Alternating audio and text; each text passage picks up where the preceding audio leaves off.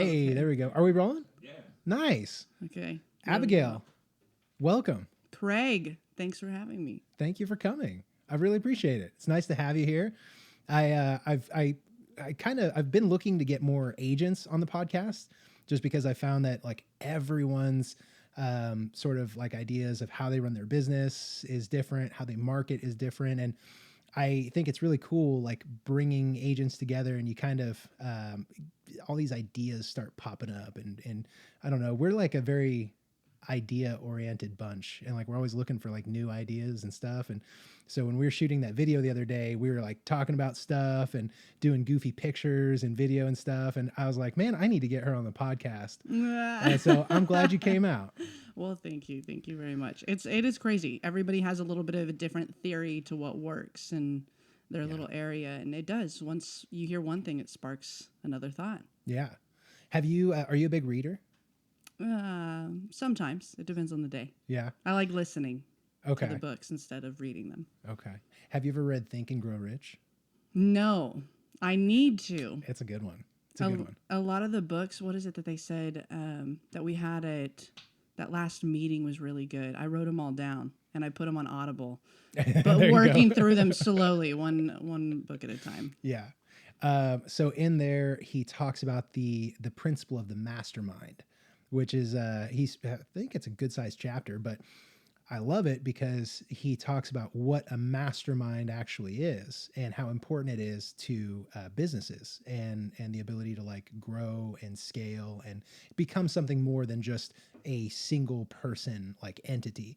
And he talks a lot about when you bring two people together and have a conversation about a topic, you create a third mind.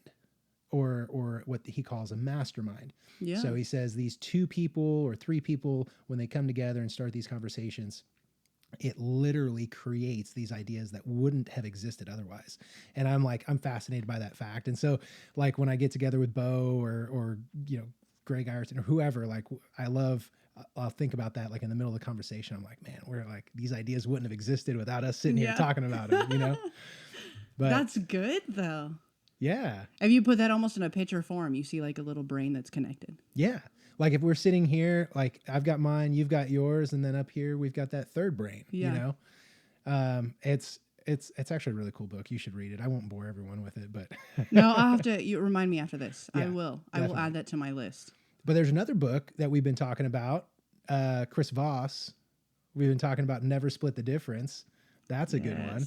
I'm so excited for us to start teaching that. That is going to be so good. It's changed everything whenever it comes to just real estate in general. Yeah.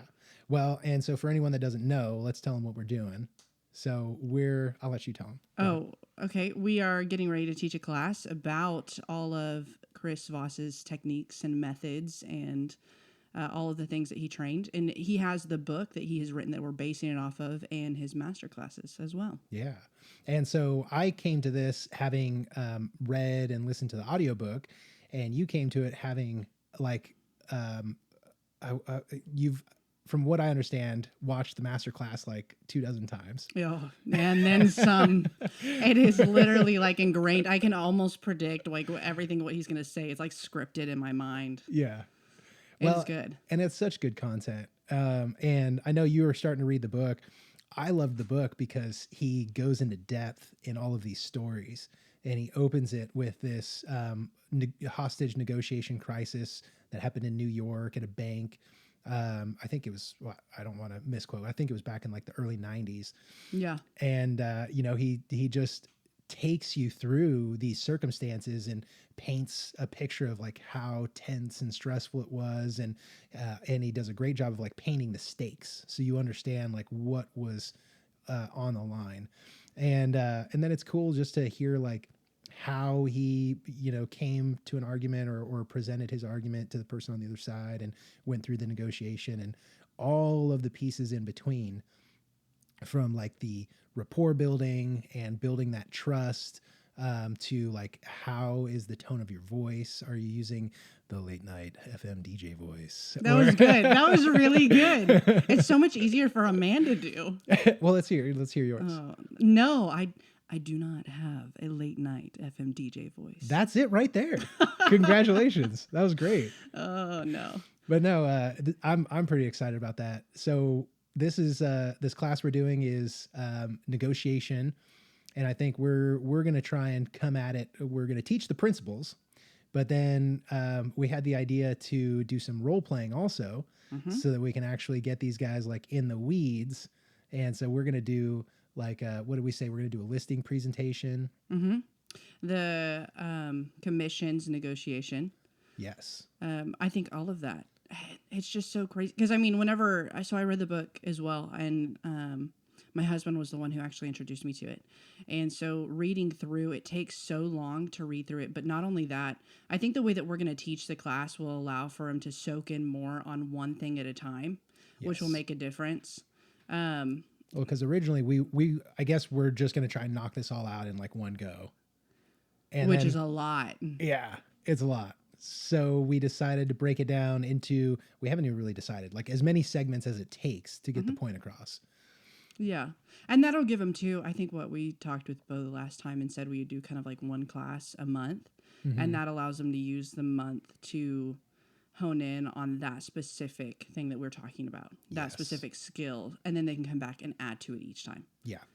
And I think that will make a huge difference so that we have the opportunity to go back and forth, like we said. So the listing agreement. So working on it and trying, because that's something that I didn't have whenever I was reading the book or listening to the classes. And I think it makes a difference when you put it into practice. 100%.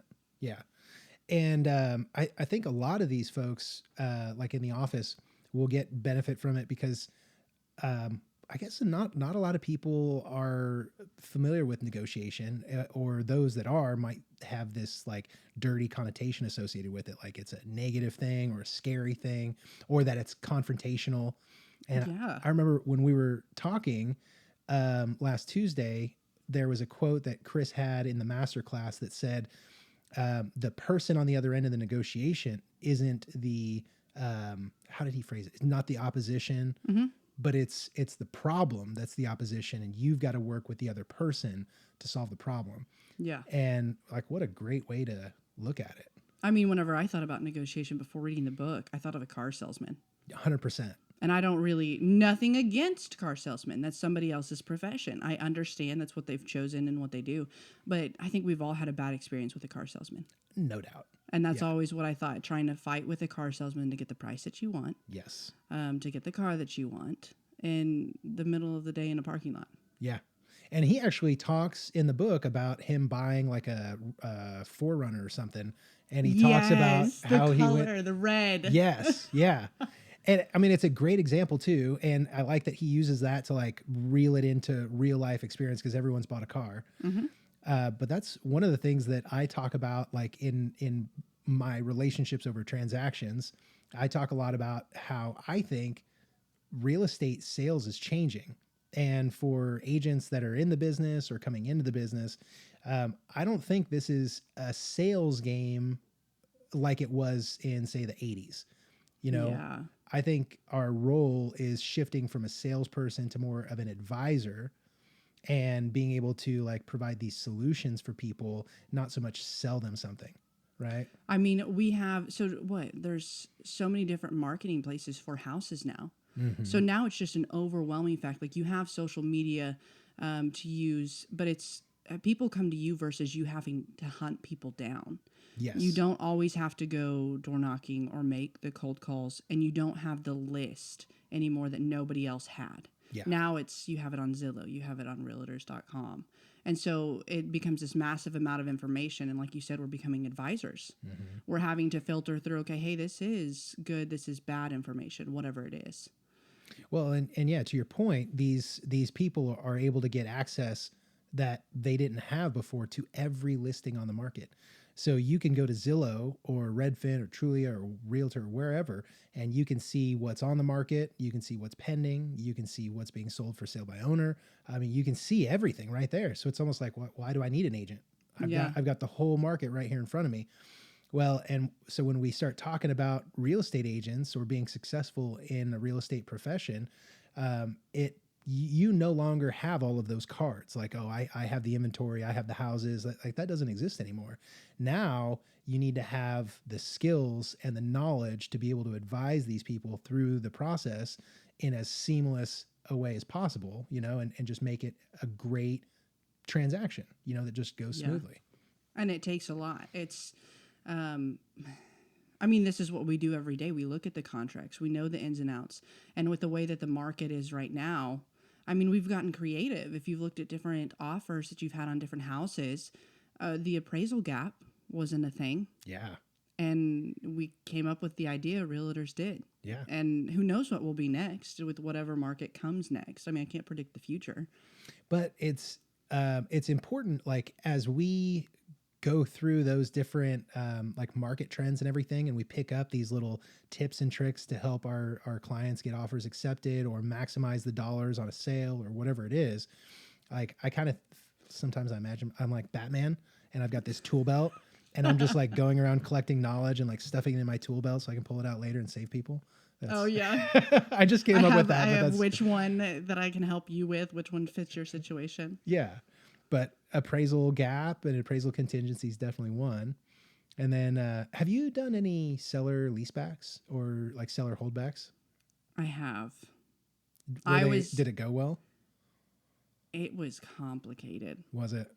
I felt really bad for the family that had the situation that happened. Originally, the realtor on the other side, you have a certain amount of time. So whenever you buy a home with FHA, I think it's the 90-day clause that you have to wait. It has to be in the seller's name. Mm-hmm. And so I was actually the realtor of the buyer, and the seller's realtor didn't realize that it hadn't been the 90 days. And so we were getting ready to close on the house. Well, hold on. Before you finish, so for anyone that doesn't know, what's the 90-day clause? So you have to have, the seller has to have possession of the property in their name for 90 days before they can sell it. Okay. And so we run into this a lot with contractors that are doing flips or, like rehab projects, stuff like that. And in this instance, they weren't flipping. They were the owners. It was just their parents had bought the home. Okay. And they put it in their name so that they could sell it. They had been making the payments and so forth. It worked for them at the time that the parents bought the home for them. But now they wanted to sell it. They wanted to move on. Okay. Yeah. So did they just do like a quit claim deed to the kids? Yes. And then the kids wanted to sell it? Yes. But they hadn't had it deeded under their name for 90 days? No, they had it for 60 days. So what happened? we wanted to do the lease back because they already had their power turned off. It was like we were doing the final walkthrough, and I think the same day I got the call about it. And they said, yeah, we can't sell the house. We can't do it FHA. And I was like, they have their power turned off. They have the bills set up in this house. What do you mean? Yeah. We are like closing in 2 days. Yeah. And yeah, that was stressful. But that was one of the lease backs that I did. So what did you end up doing? Ended up that they could move their stuff into the garage, and they ended up staying a little bit longer at the old place. And then once the appraisal and everything was done, then they moved into the house. Okay. But they had to wait until all of that was completed. Yeah. There was no way around it. Yeah. And I think that's smart, having them wait until the appraisal was done. Because one of my very first deals, I had to do early occupancy, or I had to ask for it. And the buyer wanted to get in like before we had even gotten the appraisal back. And I didn't really think about it. Thank God Bo was like, buddy, you might not want to do that, but they were like, well, I'm sure it'll go fine and this and that. And we ended up telling them, hey, probably not a good idea. But yeah, I mean, if they would have gotten into the house, taken possession, and then the appraisal comes in, let's say, $10,000 under, or they can't make up the gap. They already moved in. And now they got to move out. Yeah. Then you have to find another place for them to go. Yeah. And you have to find an interim place in the time that the appraisal, because it was low, you have to find an interim place. I don't recommend it. Definitely not. And there's certain circumstances that, you have to make it work, but it is very difficult. Yeah. And there's so many parts that play into that, especially with loans too, if it's not a cash sell. Like what? So, for example, with the appraisal, on this last house, the house had to be empty because that's how the first appraisal went. Okay. And so if it wasn't empty the second time, because they come back to do not a reappraisal, Certification. yeah, Yeah. um, and they had to come back out to do it again. And if it all of a sudden it has people's things in it, then it's not the same appraisal. So you've got a whole different set of boundaries that you have to go through. Oh God. Yeah. So you have different things in your loan. It depends on if it's FHA. It depends. Cash is just easier. It always is, because then you don't have to have an appraisal. Yeah. But leasing back period, you've got a lot of complications. Well, and not everyone can do cash. Oh yeah. I mean, It's there's a lot of it happening right now, but so in your experience, where does the cash usually come from? I'm just curious because like I've had a few, and I know like on mine where they came from, but I'm just kind of curious where on yours. Like, do they come from 401k or stocks or the sale of a house or? sell of a house or investors. Okay. That seems to be a trend. Okay. It's a lot of investors. They've come and they have certain property, certain type of property, and they're expanding to a different type of property. Okay. So they're just coming in like hard money cash and buying it like that. Yeah. Jeez. I had some kids that put down, I say kids, they were in their 20s. They're not kids, they're adults. But They're young. yeah. And I guess they had made some money during the pandemic in stocks. And so they were putting like 101 or 100 something thousand down Yeah. in cash just off the money they made in 2020. I was like, that is wild. Oh yeah. I had a couple who it was close to the same. He worked for a company I think that was in Australia, and he had a good chunk of money to put down, and I was quite impressed. They're a younger couple, and I was quite impressed. I was like, wow. I mean, more power to you. You've got it down. You've got it figured out, because I mean, there's a lot of people in their 20s that don't. Yeah. But taking advantage of the situation, COVID changed a lot of people's lives. Yeah. Man, I just closed one with a friend of mine who we worked in film together, and it was so cool to see them get closed. And but also, man, I realized like I've got an immense amount of respect for him because when I first met him in like 2016, he had just started his business in film, and it was just a small little thing. He didn't have any equipment or anything, and now just to see how much his company's grown and all the equipment that he's added, and the place that he's buying and just all of the stuff that went into it, I was like, man, like it is just so cool to see how much you've grown over the last 8 years or so. And it's pretty neat. When you're passionate about it, we were just talking about this, my husband and I, on the way up here, we were talking about it. When you're passionate about something, whenever you have the drive to do it, nothing's going to stand in your way. When you love it, you talk about it. What he was talking about, a guitarist, and how ended up that he worked for a metal factory, and he had part of his fingers were cut off. Oh. But he still wanted to play. So he made some leather devices that he put over his fingers, and he switched out the guitar strings to something that was softer. That's crazy to think. If you truly love something, even though there might be a little bit of pain for a temporary period of time, you're going to work around it. You're going to figure out a way to make it happen. You'll figure it out. Yeah. Yeah. I really like that. And that's a great mindset to have. Are you familiar with Carol Dweck? I'm not. So she's an author of a book called The Growth Mindset. And I think we talked about that did recently. we? Yeah, Yes. Yeah. Yes. But I love that because a big point in the book is exactly what you just said. We can grow and adapt to any situation or circumstance if you just apply yourself. So whether it's swimming the Bering Strait, in October or whatever it is, like you can do it. Selling real estate, you just have to spend enough time developing the knowledge and the skills, and it'll happen. Yeah. I mean, so a little history. I started studying for real estate whenever I was working in the hotel industry. I was working for a guy who is an architectural engineer, and he would build hotels all throughout Oklahoma. And they hired somebody on to go through and do a management company and find a few other hotels that we could take on, so forth, and continue to grow. And so I started studying real estate back then. And it just took a little bit of time to kind of fully develop into it. But I remember finally got my license, so forth, and my husband ended up losing his job. And I didn't have a job at the time because I lost my job whenever my son, I think he was a month old. And so it was like make or break. Either figure it out and make it work or don't. Find something else. And so, Are you talking about real estate? real Okay. estate. So ended Had up, you already been licensed? no, I was close. Okay. And then I stopped. Okay. And so I never completed with everything. I just got distracted. I continued. I was doing HR, and I just jumped from one job in HR to a different one. And then it was a small company. They let me go. And I was like, well, let's go back to real estate. Let's go to a completely opposite job. Let's figure this out. Because I liked the course that I was studying. Yeah. It was fine. It was easy. But I didn't, it took me a little bit of time to get my first sale. Yeah. And I remember working with person after person, and it was like I kept failing at it. And I was like, well, why do I keep trying? Maybe I really need to find something else to do. Maybe I'm not good at this. And no, I finally ended up, I got a cell underneath, and it felt incredible because it was a family.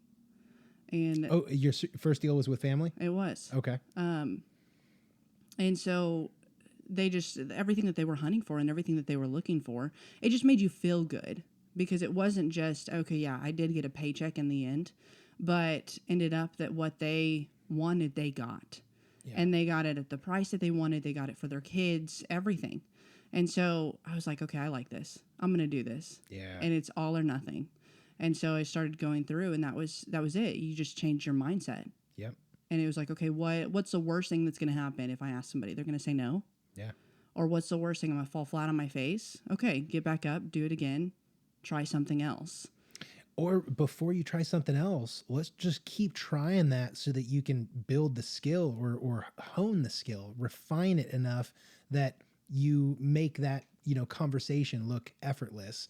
Even, I mean, it wasn't, you don't just automatically like come out of your licensing exam knowing like all the market stats and, this and that. But like when you read about them enough and you study them and you talk to people in the marketplace, these are just things that you start to know. And then like you get comfortable having the conversations, and before you know it, people are like, damn, she knows what she's talking about. Yeah. I mean, what is it? The books. This is what I always say whenever people ask about it.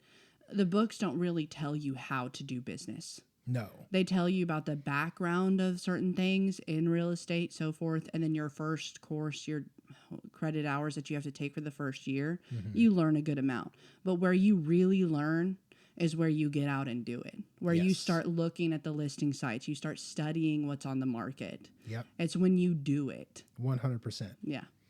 And I think everyone kind of wants the shortcut to the success or like to the paycheck. But to your point earlier, like you hone those skills and you get better and better. And then when you do close that deal, and you had to work your ass off for it, and you had to jump through hoops, and you had a tiger chasing you and all this other stuff. And you're like, I don't know what deals you're doing. Let me tell you. But no, you feel like confident, and you're like, hey man, I found that person. I showed them why they should buy or sell their house with me. And we had all these hoops to get through, and we did it, and it went super well, and we closed, and they're happy, and they got everything they needed, and I got paid, and it's perfect. And it just like builds that confidence. It feels good. It's one step. What is it? Throughout the whole entire process, you're taking all these little baby steps, and then you finally get to that big step, and it's crossed that line. And you're like, okay, that's one I feel good about. That's one that taught me this, this, and this. Because no deal is ever the same. No. It's you always learn something new. Yeah, if you're not learning, you're not paying attention. Yeah. Yeah, that's very true. And in real estate, it teaches you different things, the different loans, the different clients that you have and what they're interested in. It's always something new. Yes. So what month did you start? What month did you get licensed? December. And how long did it take you to close your first deal? 6 months. That's hard. It was. I was the same because I got licensed in May and I didn't close my first until August. Yeah. I thought I was doing something wrong. I had several people that I was working with, and I got one almost, just like each time it was like further and further, closer and closer to the table. But the day before closing ended up that he couldn't close because he changed his job. Oh my God, are you kidding me? And I was like, okay, that one was not meant to be.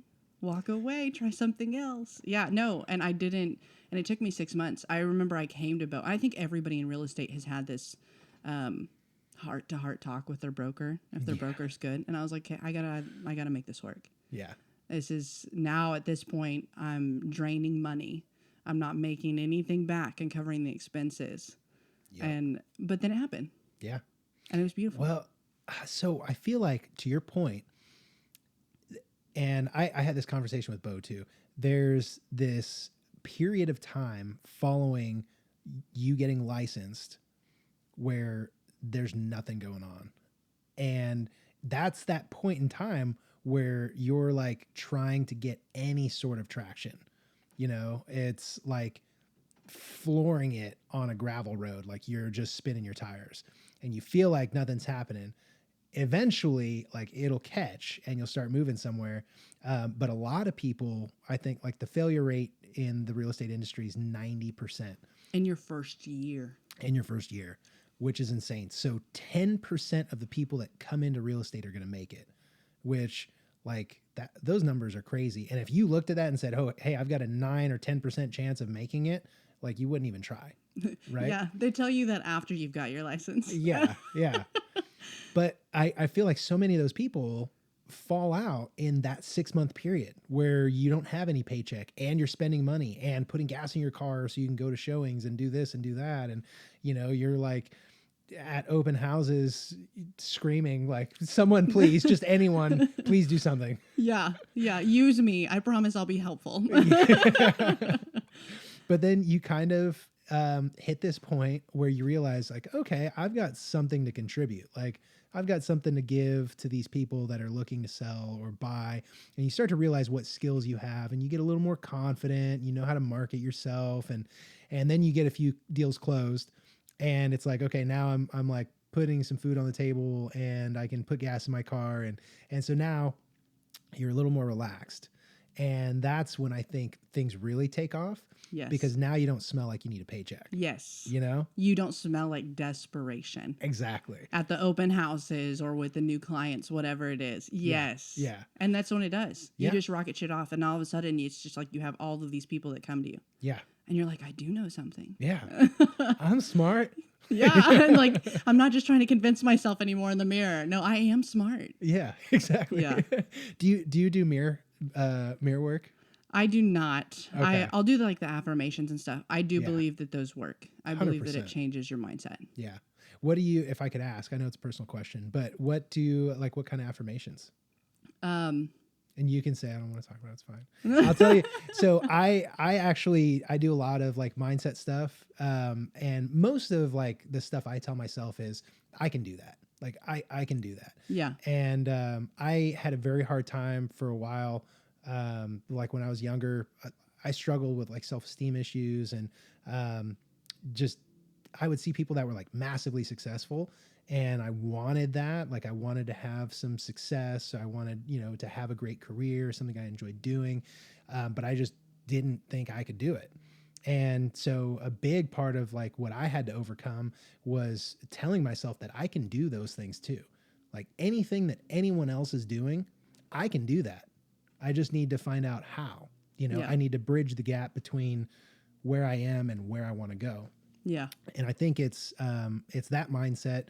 And, you know, books like The Growth Mindset or you know, Think and Grow Rich, Ninja Selling is another really great one. That actually I found out after I read that, I was like, oh, this is exactly how I sell. It's just like, it's very passive, very like non-confrontational, very service oriented, you know, coming at it from a place of contribution rather than, you know, trying to close somebody. Yeah. But I started reading these books and it just like opened my mind to some of these concepts. And so little by little, I started gaining more confidence and I would set a goal for myself and I would work for it and I would achieve it. And it just gave me the confidence to keep moving forward and like, compound that over 10 years.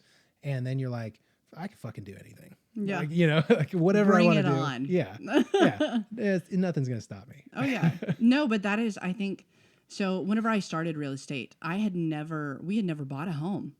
So I didn't even know how it worked.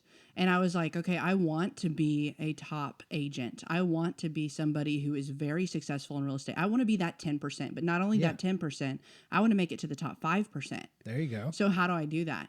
And that was the thing that it's like you said, the growth mindset, it's changing just the way that you think. Yeah. And we were talking with family the other day, and they were talking about it as far as like a religious aspect. And in my mind, it has nothing to do with religion. It just has, in the mornings when you wake up and you tell yourself, you know what, I am strong, I am capable, I am smart enough to do it. You're setting yourself up throughout the day for that success. Yes. And then you do it again and again, and it's constantly in the back of your mind. So that's what I would do. I mean, we had never bought a home. I didn't know how it worked. Yeah.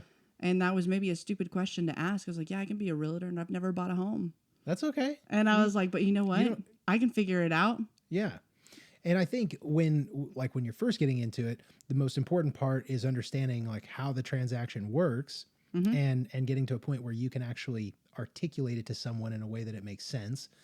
And you don't necessarily have to have gone through the transaction yourself, but you need to have a very good understanding of how it works. But then I feel like back to learning on every single deal, everyone is different. And so when you go through someone else's transaction and you like see all the things that they had to jump through and or the hoops that you had to jump through for them, you just keep adding to that toolbox of knowledge. Oh yeah. And it's this cascading effect, because it's like the way I look at all this is like, just decide what it is that you want to do and go do it. And as you're doing it, you will hit roadblocks and speed bumps. But if you just keep going, keep finding a way forward, you'll get past that one. And then you'll get past the next and then the next. And meanwhile, you're picking up all of the knowledge from how you got past all those speed bumps and barriers and everything. And before you know it, you're a master at your craft. You're learning. If you don't learn, then, I mean, times change, markets change. And if you don't learn, you're not going to be successful. Yeah. Because whenever the change comes, you're still going to be in the past market. Yeah. That's actually, and that's a good thing to note too, because we're in a wild time. This market's crazy, Oh yeah. And so we're coming into the spring market right now, and we've had 24 months of ridiculous prices, ridiculous demand, and we've had unrelenting inventory issues. Ugh. It's hard. But I'm kind of curious to get your thoughts on what's going to happen this year. I know. And I always say like predictions are like, I don't know, nobody is ever right, I think. Yeah. But it's interesting to get like people's perspectives on what's going to happen. So what do you see for the spring and summer market? I don't know. I think I don't think it's ever going to crash. That's one thing that I get a question of a lot. I don't think it's ever going to crash. I'm with you on that. I think that, so what is it? The NAR predicted that it's going to level out. Yeah. That was something I remember talking about with Krista at one point. It's bringing in, we were just talking about this. Oklahoma's growing immensely. Big time. So you're going to continue to have buyers and you're going to continue to have the sellers. So right now it's a seller's market, a massive seller's market. And they're going to continue to want all of those demands and all of those things that we're giving them at the moment until the inventory starts to raise. Mm-hmm. And as realtors, I think we're doing a good job at finding that inventory for our buyers to the best of our ability. But with everybody coming from out of states where it's cheaper to live here, I think it's going to stay for like the next year, maybe 2 years even. I think you're right. When these analysts, like whatever, Goldman Sachs, Bank of America, NAR, like whoever's doing these numbers, when they look and they're looking at a national level.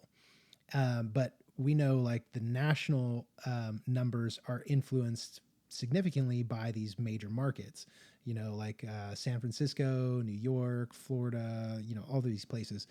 But those aren't necessarily key indicators of what's happening here, because like we would say in Oklahoma, there's like this ripple effect. Everything seems to happen at the coasts, Mm-hmm. and then it ripples inward.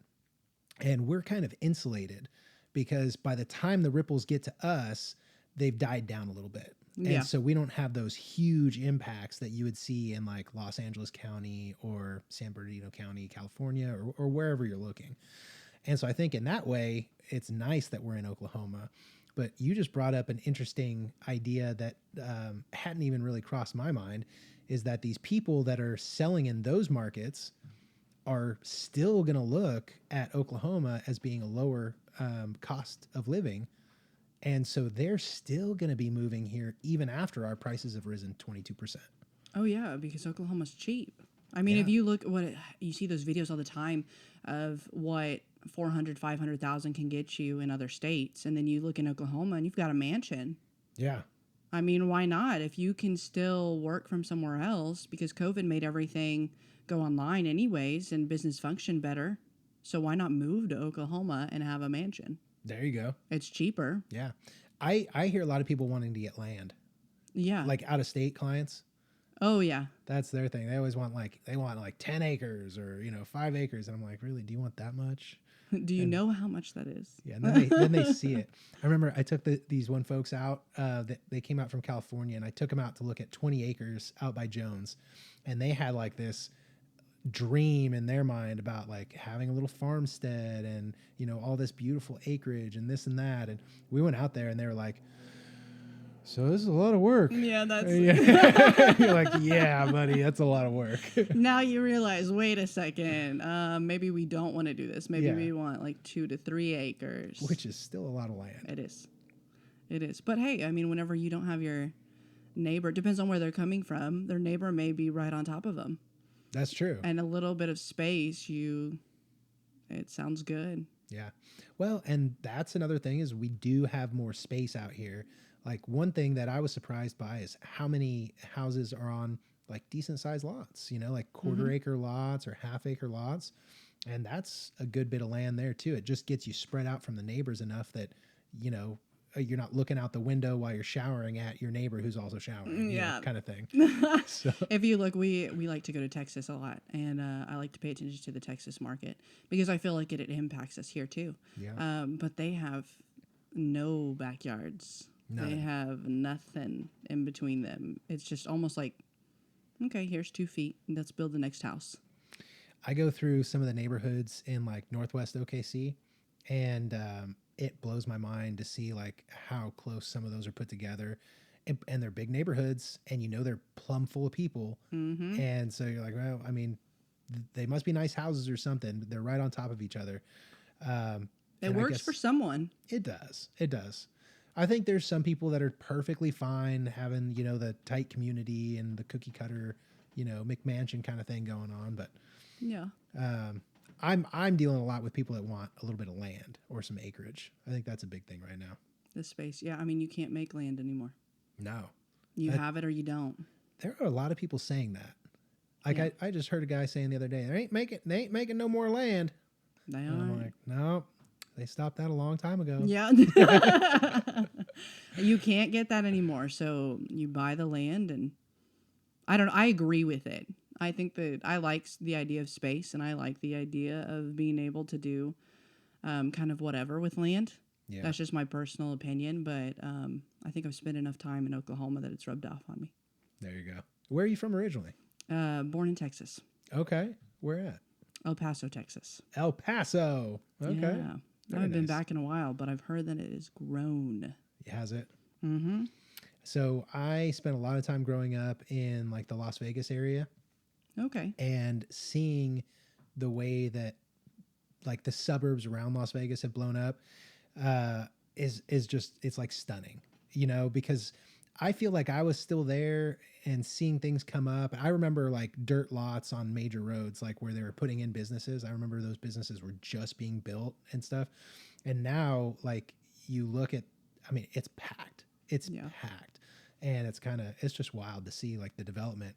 And I feel like a lot of that development is going to be coming to Oklahoma. Oh, 100%. That's what I was just going to say. I Yeah. think that's going to be the same thing with Oklahoma. Yeah. The amount of everywhere that we're getting people from, I think it's just going to continue to grow and grow. And we're going to push out to what used to be those small towns Yeah. are not going to be that way anymore. Exactly. So, and you work mostly on the south side, right? Not really. Kind of all over? Kind of all over. Okay. So I've been seeing a lot of people coming into Guthrie and Logan County, and I'll tell them about how much the area is growing. And I think they're a little surprised sometimes to hear about like how much it's grown. But I really think that, and one of our big incentives up here is USDA, because pretty much all of Logan County qualifies Yeah. for USDA. And so that encourages people to come in. But it's super cool seeing how much it's growing and the types of people that are coming in. And generally, you know, these people that might be cashing out in California or wherever coming to town are independently employed or small business owners. And so then when they come here, you know, sure, they might be paying $20,000, $30,000, $40,000 over asking and paying cash and whatever. And I know everyone hates them for that, but you think about what they're doing for the market as a whole or the economy, they're injecting a lot of cash into the economy. Yeah. You know, and sellers are taking those proceeds and they're buying their next house or they're buying a business or investing or, you know, doing whatever. And so it really does help us just overall. It's funneling back through. It's just this circle. It is. So as they're coming through, you're building, like you said, those businesses or those other families are purchasing whatever they want. And it's just going in a circle. So we are getting a ton of business that's coming from all over, and it's helping our business to grow. Yes. And I think it'll continue to do that so much so for the next 2-3 years, even more than that. And I think that Oklahoma is it's going to grow massively. Yeah.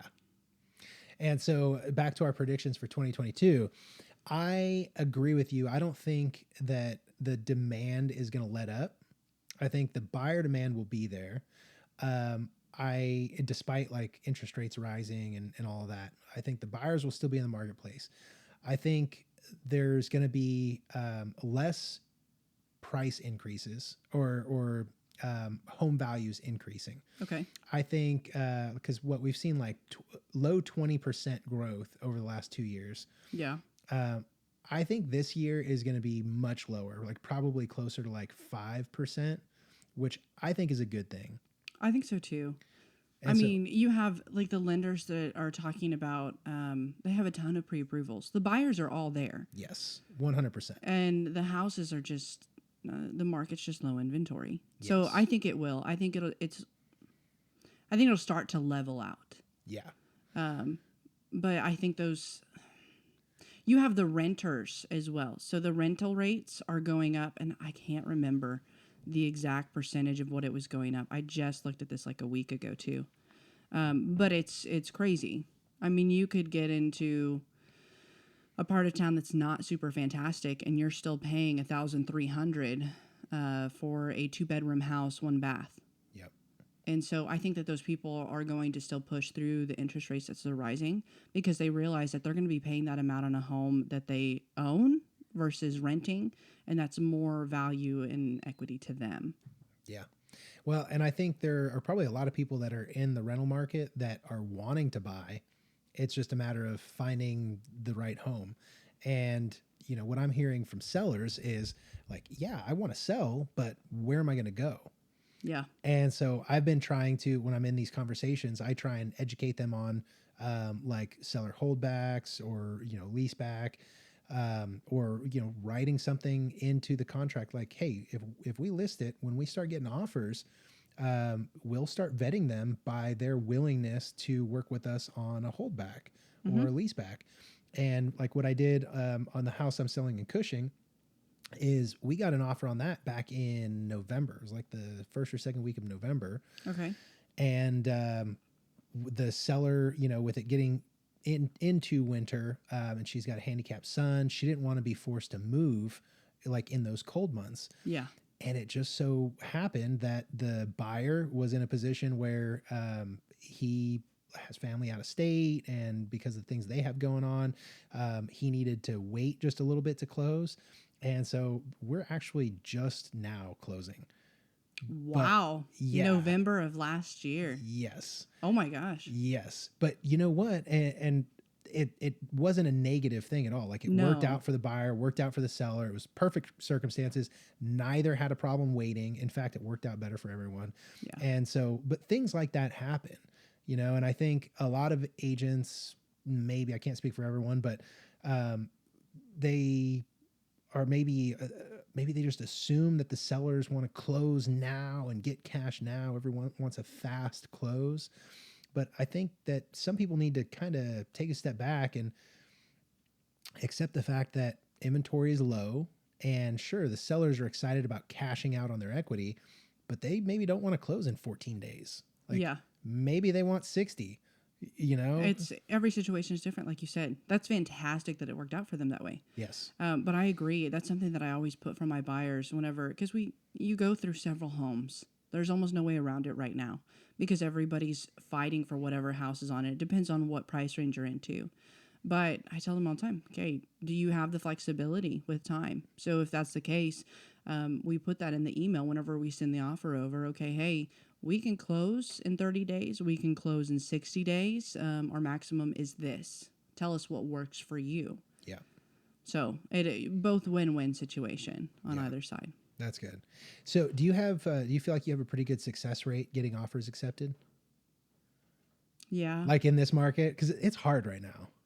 I think so. I feel that I do. I say that, and right now I have one that we had one offer. We only had one offer so far together. And I'm worried about the next because she's in a price range that is fighting. Ooh, yeah. Okay. And so a lot of competition. Yes. Yeah. Very much so. I mean, you look at the house, it's on the market for maybe an hour and it already puts up that they have multiple offers. It's crazy. And you talk to the agent. Well, it depends on if you can get through to them. Yeah. And they tell you already, oh yeah, I've got 10, 20 in my email. Yeah. And you're like, do we have a chance? Is there hope? And yeah, you kind of almost sit there and wonder, like, is it even worth writing an offer? Like, are we just wasting time and getting your hopes up? But I think like your ability to get a hold of the listing agent is huge. I always try. I know you do too. Yeah. But like when you can get them on the phone and back to Chris Voss, build some rapport in a minute or two over the phone, connect with them, start asking some questions like, hey, what's the seller looking to get out of this? What are some terms that are important to them? How can we help accommodate those? Yes. I mean, that's a game changer right there because not everyone takes the time to ask those questions. Yeah. Sometimes they just send an offer and you're like, well, this isn't really what we're looking for. I don't know anything about this person. Yeah. I haven't heard from them. Are they flexible? What's the information that I can give to my seller? Yeah. Well, and I just heard another story from an agent who said, so he had a listing and after they had already accepted an offer, he was going through his spam on his email. There is an offer sitting in his spam. Oh no. And it actually was a very attractive offer, but he missed it. Nobody called him. The agent didn't call and say, hey, I'm sending over an offer. They just sent the offer via email. It went to spam. Nobody ever saw, like there's no follow-up. And I'm like, how can you expect to get an offer accepted if you don't talk to anyone?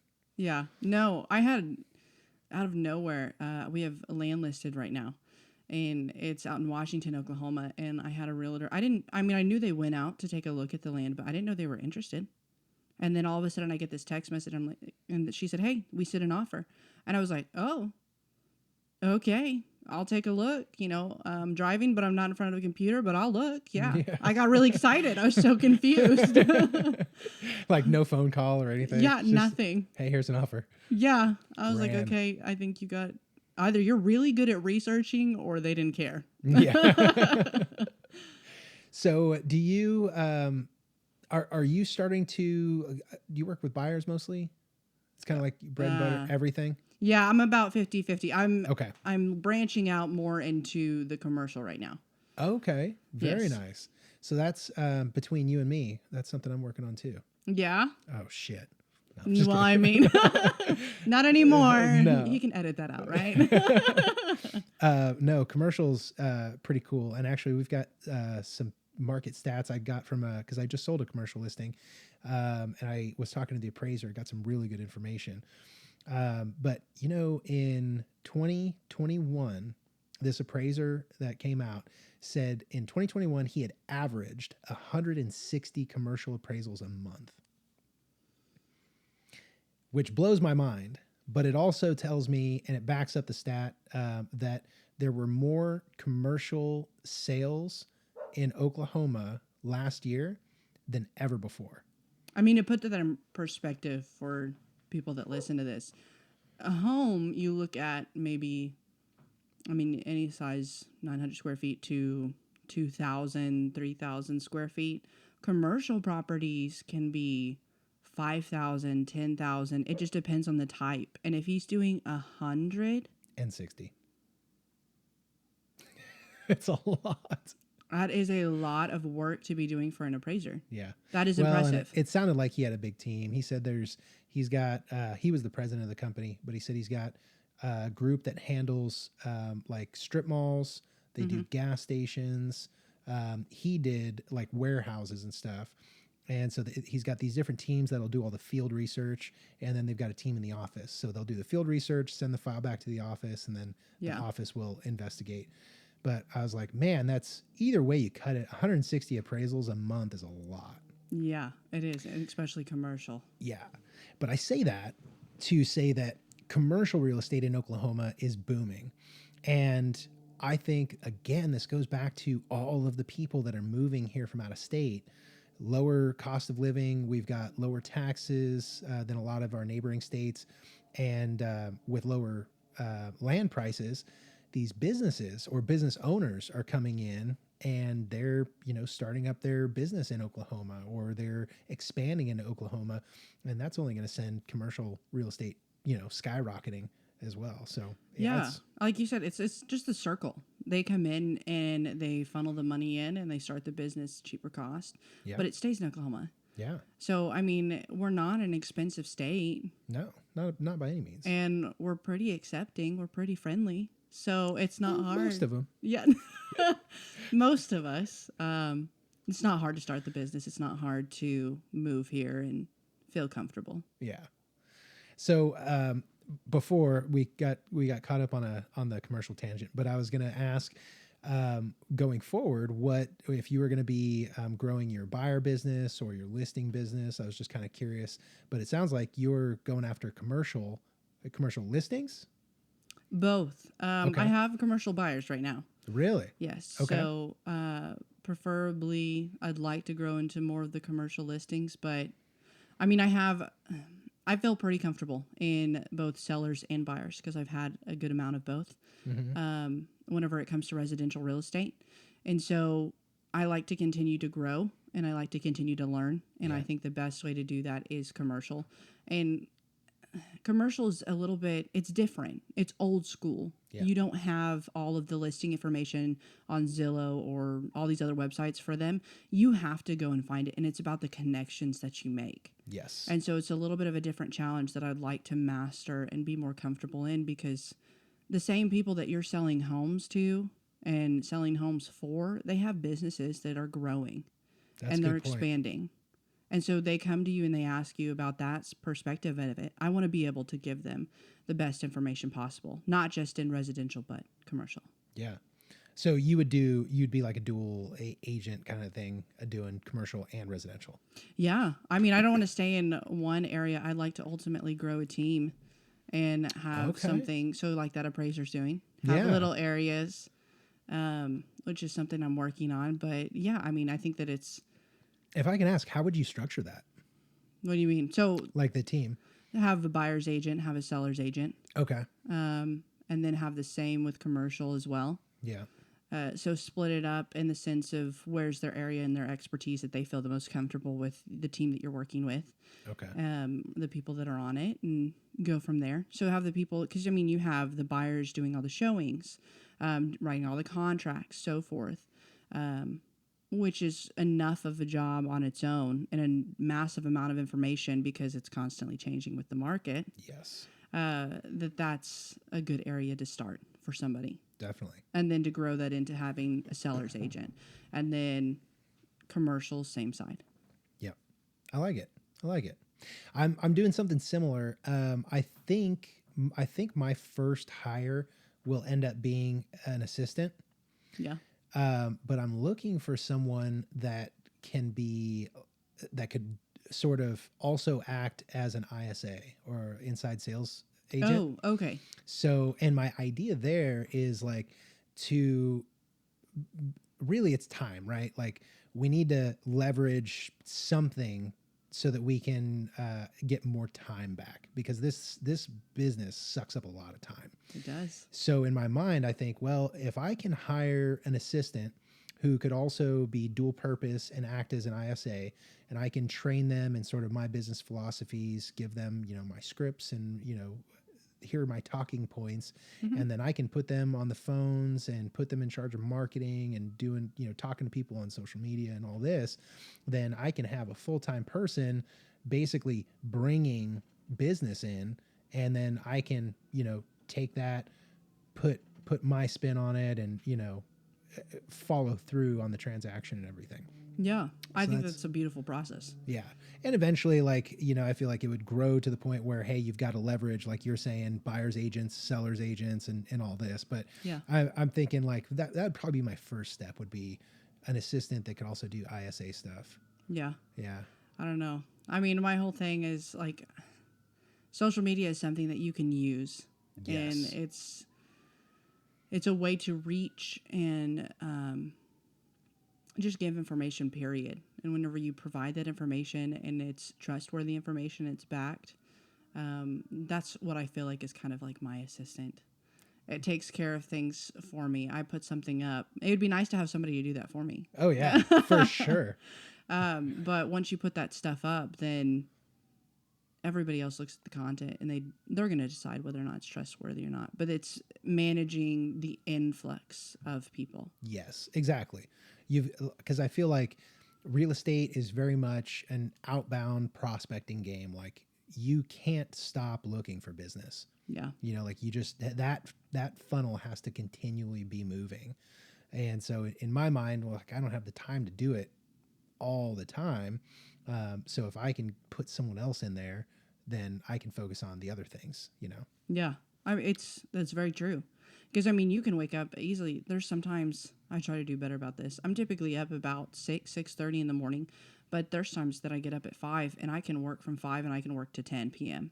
Hell yeah. because there's enough to do. Yeah. Well, and I love that like you're the type of agent or the type of person that will do that.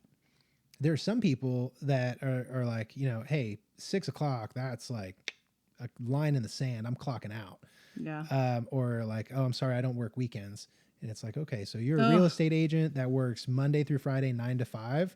Yeah. Like, good luck. That's what I hate about commercial. That's my problem that I've run into more than anything in commercial is that they do not work weekends. No. And so I'm sitting here fighting for these buyers that are commercial and I'm like, "Hey, I can't get a hold of them. I'm sorry, we're going to have to wait until Monday." Oh my God. And they're like, "What?" I'm like, Yeah. "Yes, I don't have their cell phone number. I've looked on Facebook to get in touch with them. I've looked on Instagram to get in touch with them, but they don't want to do a showing on the weekend. They don't pick up their phone. They don't respond until Monday." So annoying. And I don't know. I just if they're willing to work, if my buyers are willing to work and my sellers are willing to work on the weekend, then why am I not? Yeah, exactly. Well, and let's be real. That's where the money's made. Like people usually aren't working on the weekend. So that's when they want to go look at property. That's when they want to talk about selling a property. Yeah. No one wants to do it on Monday at 11 o'clock when they just got started in their week. And now they're like having to shift gears and think about buying or selling property. It just Yeah. doesn't work like that. It's when they've had a chance. They're the people that work the Monday through Friday 9 to 5 and they get a break on that weekend. Then they're kind of like, okay, you know what? Let's actually think about this. Can we do this? Yes. What is it that we need to do to get this done? Okay, and then they reach out and they talk to you, and you're like, yeah, it's Saturday at 9 p.m. and we're on the phone talking about this. That's fine. How can I help? Yes. And that's what it's all about. How can I help? It is. You got a good mindset. You too. Hey, thank you. Cool. Well, is there anything that you wanted to share? Well, and for anyone that's watching that would be interested in talking with you about real estate, how could they get a hold of you? I mean, I guess I can follow my social media, Abigail Almanza Realtor. That's one. But There you of go. course, my phone number always works. Yeah. Yes. Do you want to give it to him? 9 p.m. on Saturday. All right, everyone. This Saturday, 9 p.m. You know who you're calling. Oh my gosh. Your phone's gonna be ringing off the Oh, hook. yeah, I'm gonna be blaming you. Well, it's been really nice to have you on and chat with you. I'm excited for what we're doing with this Chris Voss training. Yes. I think it's going to help a lot of the agents in the office kind of get a better grasp on what negotiation actually is, and that it's not this big scary monster, you know, and it's not this adversarial interaction. Like, it can be very peaceful and very, you know, fluid and seamless. You just have to structure it right and, you know, put all the pieces together. And so it's going to be a lot of fun. I look forward to working on that with you. I think it's going to be great. Cool, I think cool. a lot of people are going to love it. One class at a time. Absolutely. Well, guys, thank you so much for watching. You know, we love to do interesting conversations with interesting people, and Abigail is certainly an interesting person. You definitely check her out on Instagram. That's where you're putting all your videos, right? Instagram? Yes, sir. Okay. Abigail Almanza. And of course, if you got something from this, please like, share, subscribe, do all the good things. If you have any questions for us or feedback, leave it in the comments below. And of course, if you have any questions for me, please feel free to reach out. I'm always here to help.